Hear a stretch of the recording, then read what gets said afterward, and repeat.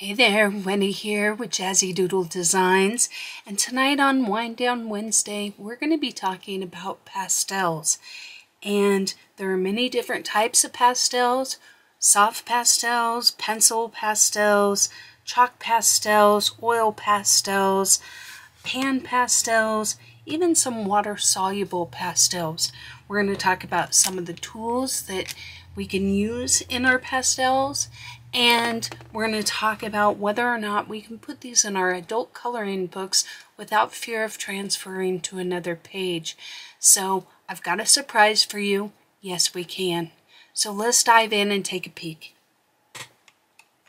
Okay, so first on the list is these Mungio pastels. These are what are called dry pastels. Some people consider them dry pastels.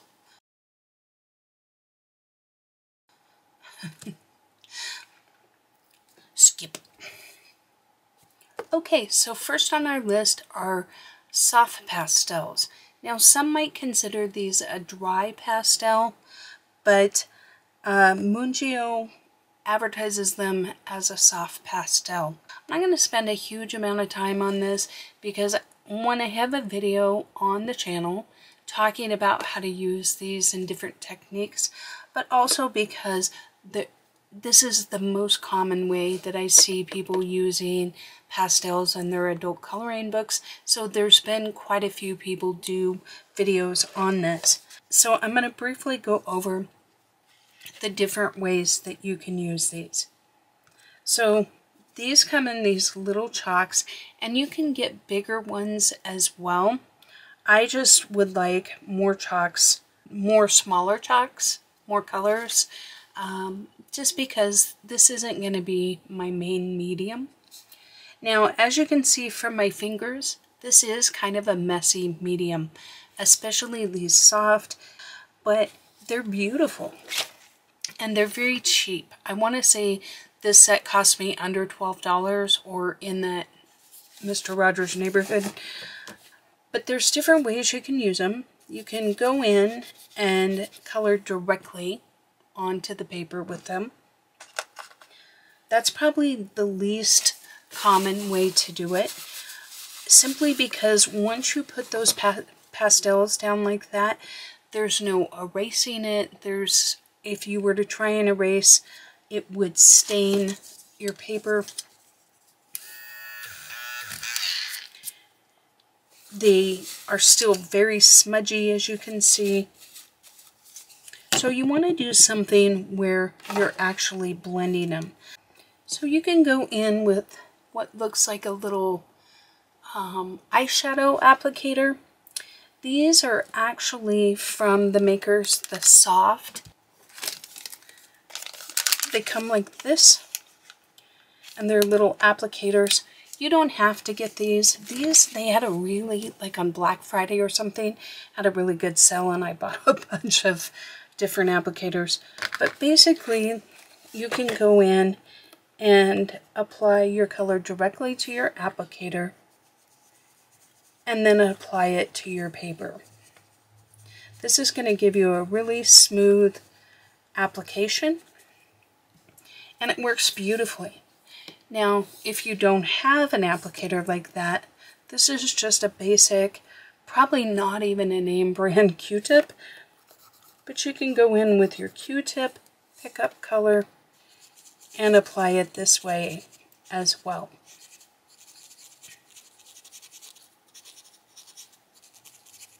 Now you can see that this is a little less precise because you saw little bits popping off. But we did get a little more color that way.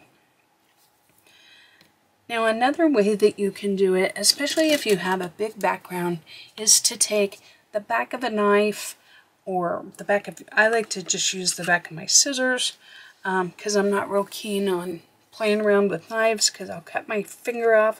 But you just go in and you very gently scrape some pigment where you want it. And then you go in with a cotton round. You could even use a cotton ball if you want.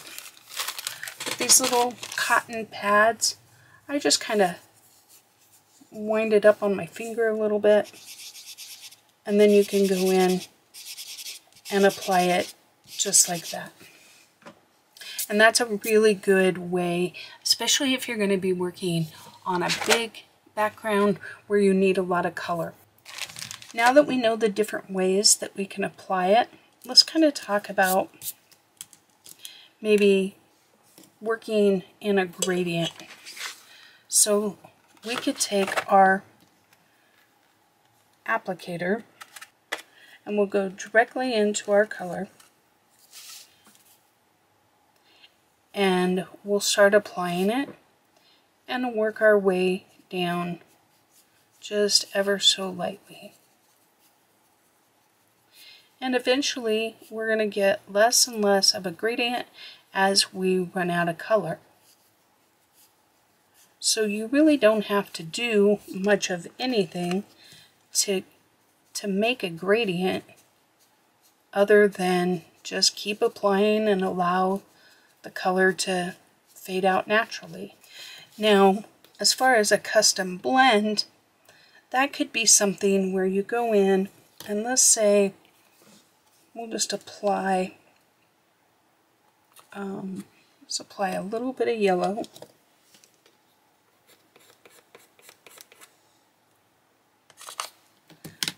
And I say that I get that on there and I say to myself, you know what, I want it to be a little greener. And so I could go in with a little bit of a blue, add just a touch of blue, and use my cotton. And my cotton kind of absorbed a lot of that. Let's go in with our Q-tip, see if that's a little better. And we can say, okay, that's a little closer to what I want, but I want it a little bluer. So then I can go in with a blue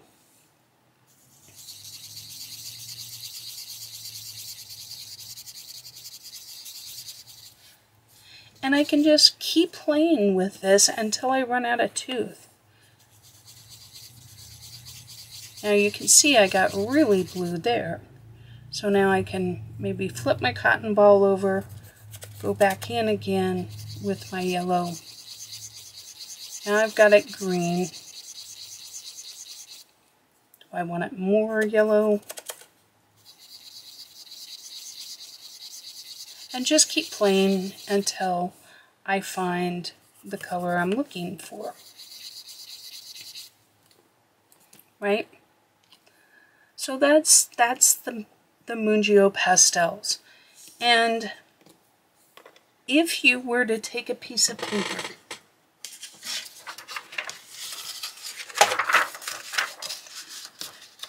what I suggest is if you're working with pastels, make sure that you blend these out really well. And if you do that and you have your piece of paper here, and let's say things get rubbed on, you can see that there's no transfer there.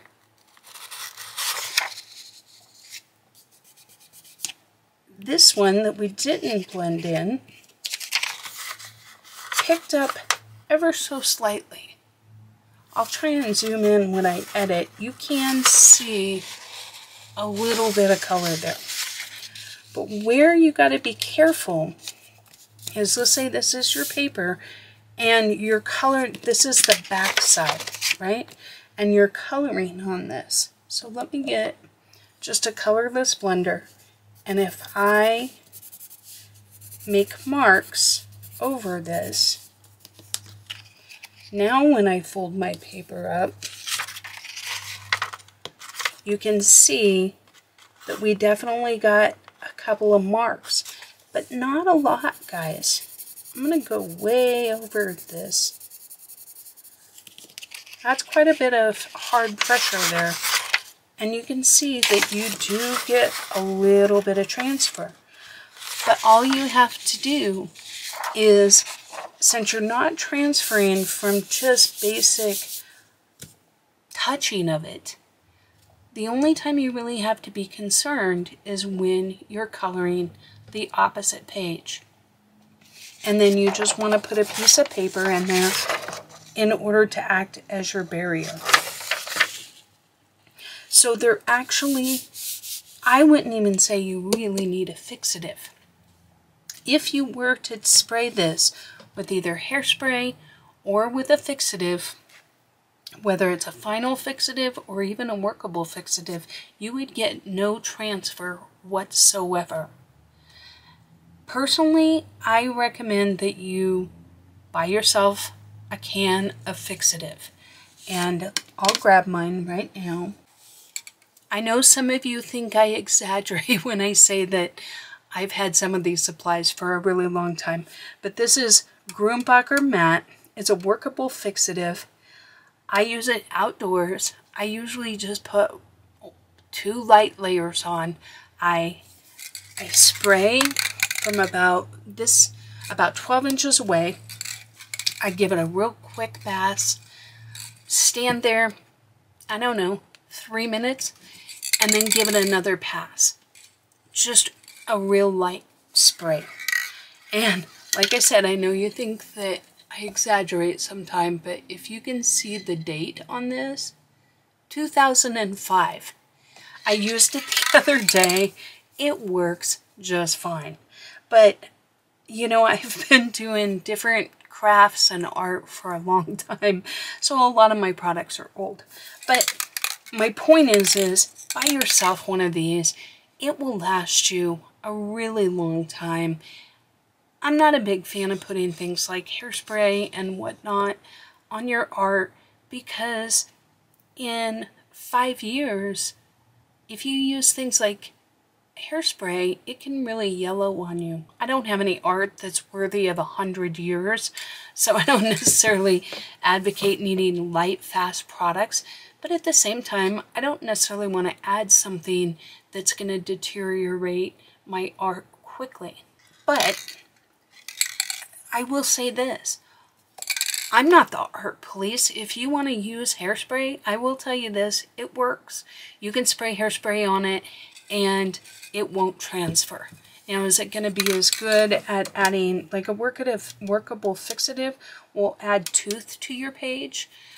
I don't know that hairspray would do that, but I do know that it will work. So that's all I have to say about that. Maybe you're wondering why you would want to use these as opposed to something else. Pastels are a great way to experiment on a background. Let's say that you are nervous about doing a background and you don't know how, like you're thinking about making the background blue, but you're like, I don't know if that would work. If you just do an extremely light layer, where maybe you just take your cotton bud here, and I grab purple, but let's just say that you go in and you put purple on your background and you just do it real light like this.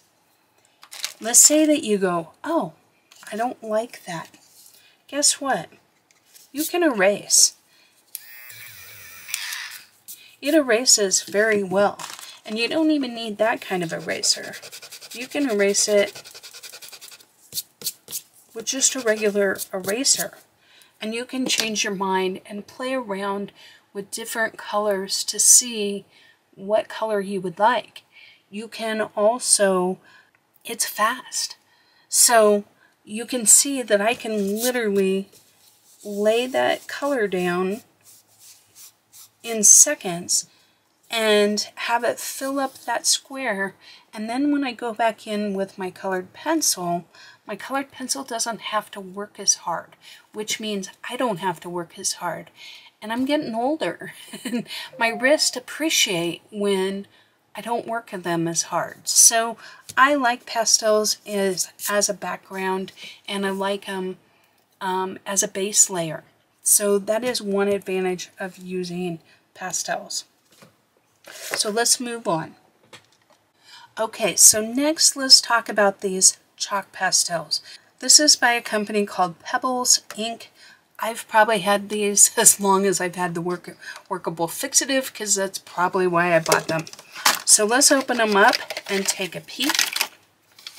Now the ones on the right don't have any shimmer to them. The ones on the left are the pearlescent, but they're essentially the same product. One's just shimmery and one's not. They each come with this alligator tip and these little pom-poms. These go on just like dry pastels, and here in a second I will show you the shimmer.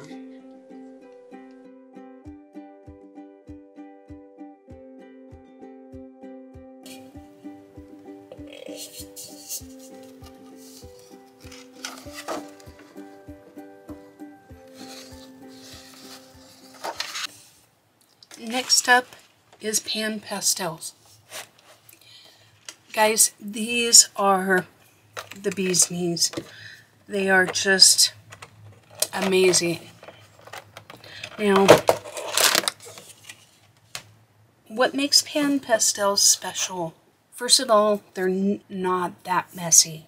One, because of the way you apply them.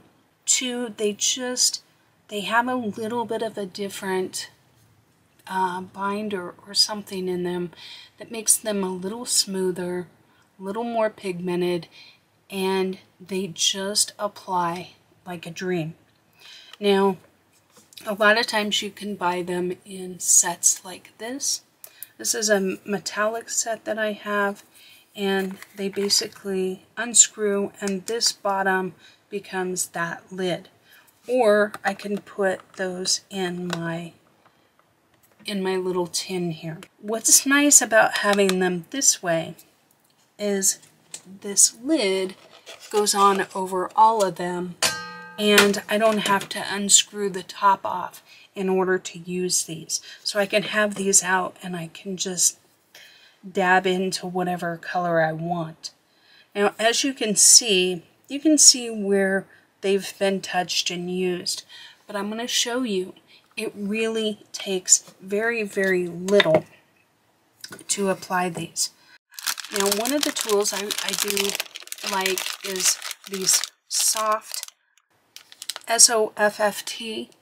This particular brand, sorry, I'll get it out of the glare. This particular brand makes a lot of different applicators for the pan pastels. These are 4 knives, and here's one that's out. And they have these little applicators, and they just slide on and off. And so you can flip them over, use both sides, and then you can actually wash these gently in the sink and then use them again until they literally fall apart. Now, this set that I bought, it came with 4 different style of knives. So here's a pointy one and kind of a little bit of a rounder one. This one's a square one. And then the different applicators. There's 8 applicators here and 8 here. So you get 16 plus the 4 knives in this pack. Then they also come in different shapes like this, which are for like if you were doing a big background or a big canvas piece. And then of course I showed you the little tiny applicators. And I just keep them in these neat little containers. That's what has worked for me. Now, I will say I have tried makeup sponges, and while they work, they don't work quite as well. And you could use a Q-tip or whatever. But let's take a peek here. Set that up just a little ways. Direct isn't an option for the pan pastels. Now, we can go in with our applicator though, and we can pick up our color. And I know that this is a little different color, but I hope that you can see the difference in the saturation and the pigment that is laid down from these pan pastels. Do it that way. You can just really see how much more saturated these are. If we go in with our Q-tip, and let's even pick this lighter blue.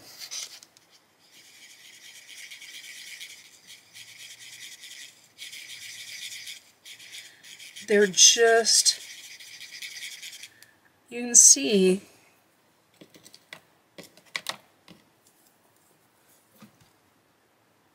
it's not like I saturated that Q-tip comparatively. Here's the other Q-tip that I used. So of the three, it probably has the least on it, and yet it definitely just filled that page. Now, I'm not going to scrape these at all onto this, so we won't be doing that. But I will say that we can use this applicator, and you can go in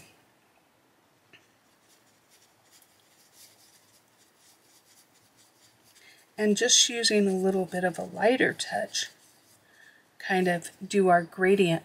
But you can see I still have a ton on here. Just that little bit. Look how far it went. Not only did I do this part, but then it just keeps on going. The pan pastels are just, they're amazing to use. And as far as custom colors, you know, I can go in with my yellow, and then we'll just get a little bit of blue there.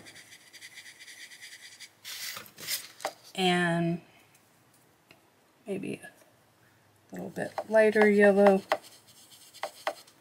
And you can just really keep playing with your color until it's the color that you want. Maybe go in with a different blue.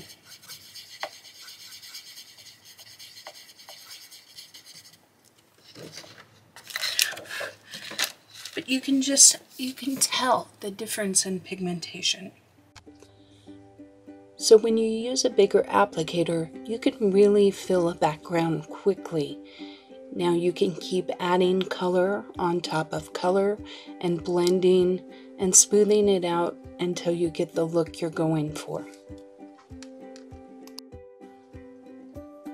Please notice how the applicator does work a little better when applying the color. But you could go in and very easily do a background with the pan pastels. The other nice thing is you could see I've done no extra anything. I'll get these out of the way.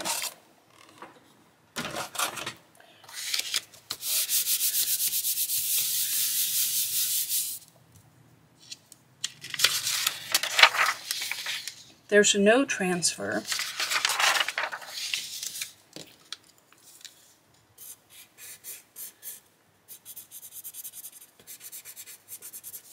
Doing a little star, you can see where it transfers, just like all the others, when you apply some very strong pressure here. You can see where it transferred. But that's where that extra piece of paper, just when you're working on the opposite side. Any other time, I can rub pretty hard and there is no transfer. I think that you could work with these without any sort of fixative, but just a quick spray with the fixative would ensure that you wouldn't have to worry about anything. I would encourage you to give pan pastels a try. Maybe pick a couple of colors that you think might be good backgrounds. Like if you like making backgrounds that are kind of in that golden brown kind of color, or maybe a light blue kind of color, maybe get a couple of those and see if you like working with these. I'm really excited I'm going to be using these in my adult coloring books. So there are many different ways that you can buy these. On Amazon, there's quite a variety, from small sets of 3 5, 7, 10, 20, and they have specialty sets. There's pastels, there's metallics, there's extra dark. They have a huge variety, and I know that places like Dick Blick also sell them open stock, so you can buy them one at a time. Next up is these water-soluble oil pastels. Now I will say these have a strong odor to them. Over time, they do kind of dissipate, but when you first take them out of the box, they are a little pungent. Now these go down on paper really smoothly. However, I wasn't very impressed with their water solubility. It was kind of a mixed bag. Some colors tended to do really well, like this pink. Others, like the blues, really didn't dissolve at all. So you can see I'm trying several different colors. And while they reacted, it just wasn't great. Nothing like a Neocolor 2. Now here I'm going to try and kind of, blend it out, two colors into each other. And as you can see, just from applying it, it did not even start the blend. However, once I added water and started moving it along, I did get that third color. Though the transition wasn't great, and quite honestly, my technique is probably lacking as well. The difference between these and Neocolor 2s in price is pretty sharp. I think these were maybe $10 for the pack of 24. Neocolor 2s run about $1 a pencil, I think. So there's definitely, you get what you pay for. Now here I tried to blend out several colors with not great luck, so I thought I would try Gamsol. And I still wasn't that wooed, whether with a brush or with a Q-tip. Now, when I applied it and used the Gamsol on just one color, on that pink, now, if you recall, that pink was one that blended pretty well by itself. To be fair, these are several years old. Maybe that plays a part. I don't know. They seem to smudge. Personally, would I recommend these? No. But if you're on a budget, they're definitely an option. Okay, the final thing we're going to talk about is oil pastels. These are also by Mungio. So let's talk about how we use them. You can go in and direct to paper. You can just do a very light application.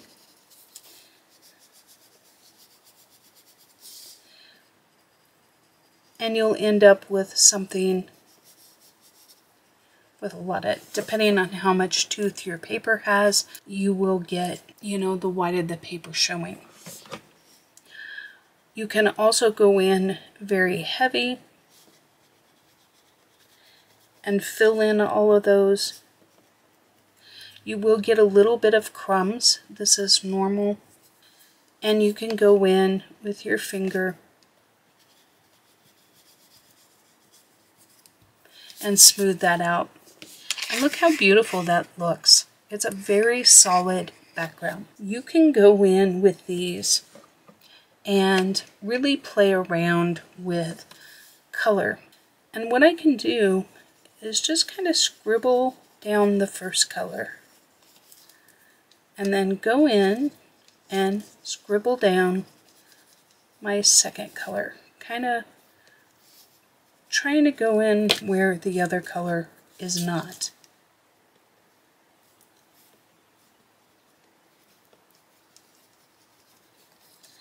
And I can keep doing this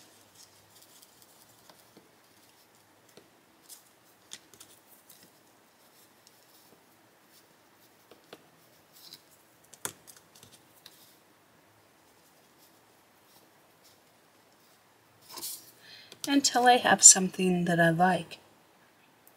Now at this point, I can keep it like this, or I can go in with rubbing alcohol, because I know not all of you like to work with Gamsol.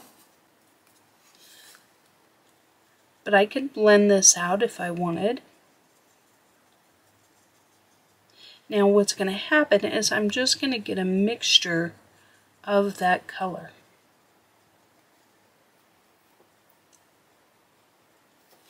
And I could attempt to keep some of that texture or color variance, allowing the rubbing alcohol to just melt the color as opposed to trying to like swirly blend it. See how if I swirly blend it, it becomes one color? But if I just kind of dab at it,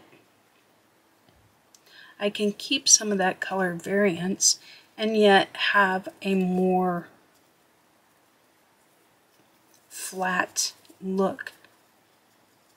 Now the other thing we can do is we can do a gradient.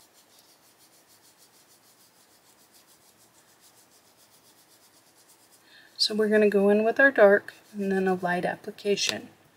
And I'm going to go in heavier and a little bit lighter over that and a little bit lighter down here. Darker, light over this and light down here. And then darker.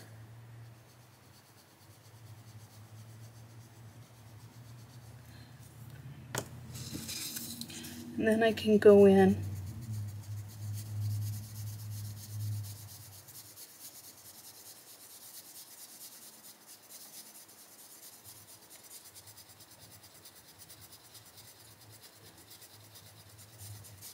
and blend my colors to get a nice gradient.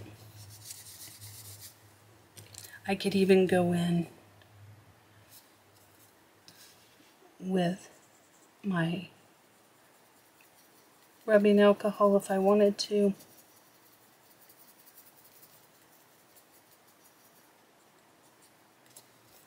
But you can see how it'll blend it, but I really prefer my finger. So let's just pick a color here, and I'll try and make these as much as I can the same. So tapping it off, because I don't want a lot.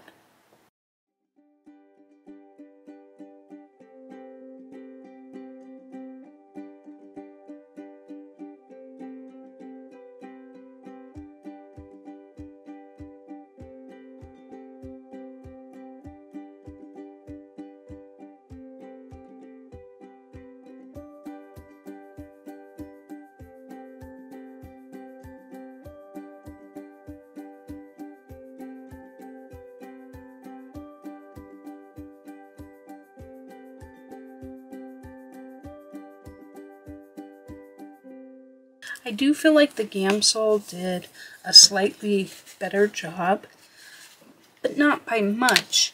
And especially if you have concerns about using something like Gamsol, the rubbing alcohol is definitely an option. Now let's do the same experiment, only this time I'm going to use my finger here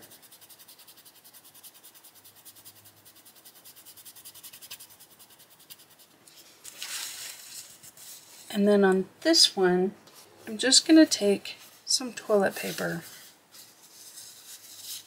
fold it up, and then use kind of the corner.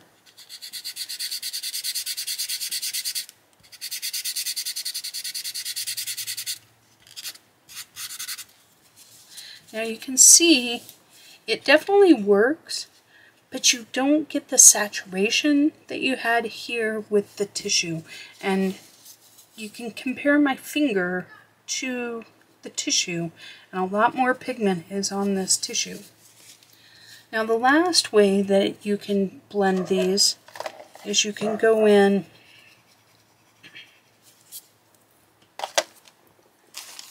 and use just a blending stump. And on this half, I'm going to use it dry. In fact, I'm just going to use it dry. But you could also use this as your application for the Gamsol or the rubbing alcohol, depending on which way you wanted to. But I wanted to show you that going in dry is definitely an option. And then you can just use your sandpaper to change colors and go in with a different color. I'm not going to go into, there's a lot of different techniques. You can do a stippling technique.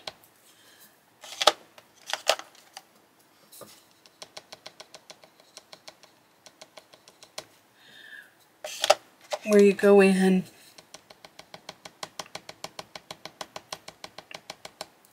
and I actually find this to be very pretty in your artwork. You would definitely need a fixative to spray over this.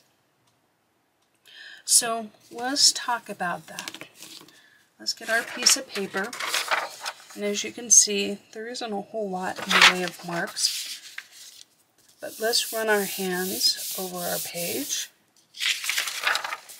And you can see it did pick up some of the different ways. But I will say that when you've blended it well,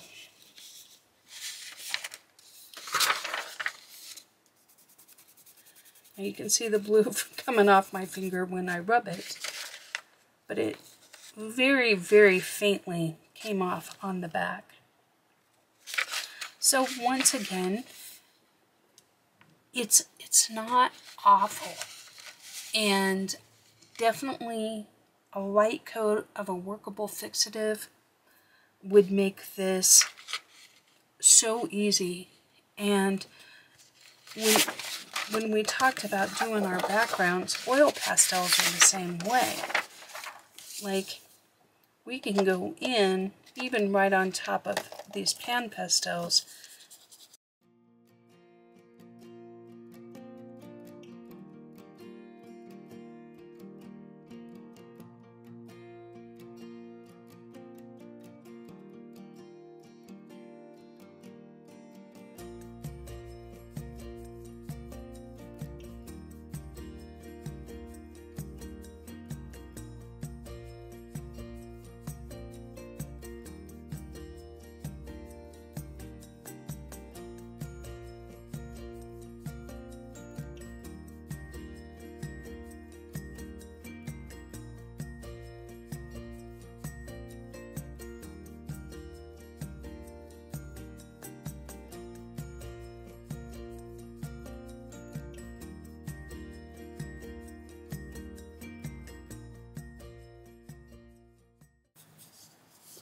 And obviously, I guess I'm going for the camo pattern here, but you can see how easily these all blend together. If I put that down, look at how well that just blends into that color. So I'm definitely going to be using some of this in my adult coloring books, because I think this could be a nice alternative for a background.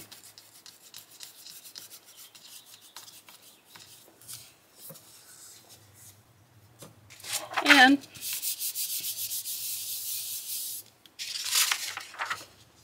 really,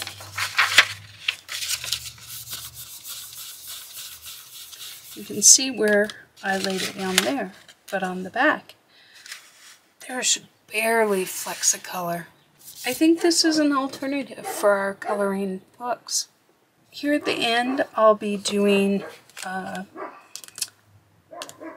matchstick mouse, and I'm going to do one in pan pastel and then one in oil pastel. So we'll see you then.